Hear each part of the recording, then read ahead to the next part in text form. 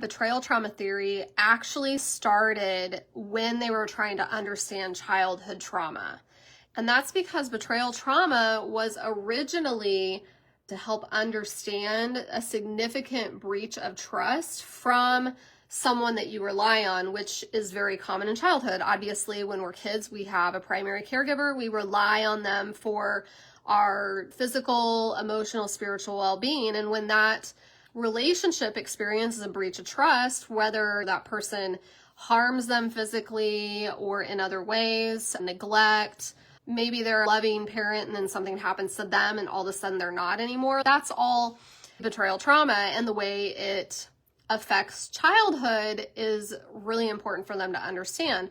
In the 90s, they started to apply the betrayal trauma theory to intimate partner relationships. And while as an adult, you don't rely on this other person in the same way that you do as a child, you still do rely on them for physical, psychological, spiritual, emotional development. I can tell you in the 18 years that I was married, I was absolutely conditioned to have a certain psychological response to what I was experiencing. And so when we look at recovery for those that have experienced betrayal, we want to look at the 3 different phases. We have safety and stabilization as the first one. The second one is all the mourning, the grief that comes along with the process. And then the third one is the restoration. And it doesn't mean that you're restoring back to your marriage, but it could mean that you're also restoring to your sense of self, your identity of who you are, and also, more importantly,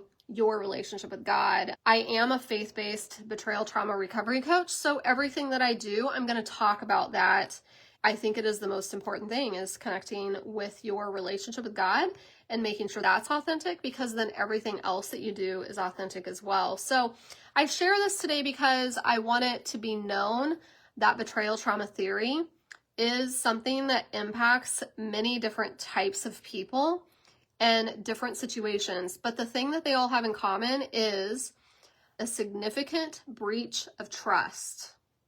So betrayal trauma usually happens in relationships where that significant breach of trust greatly impacts their idea of who they are, their safety, their reality of the relationship.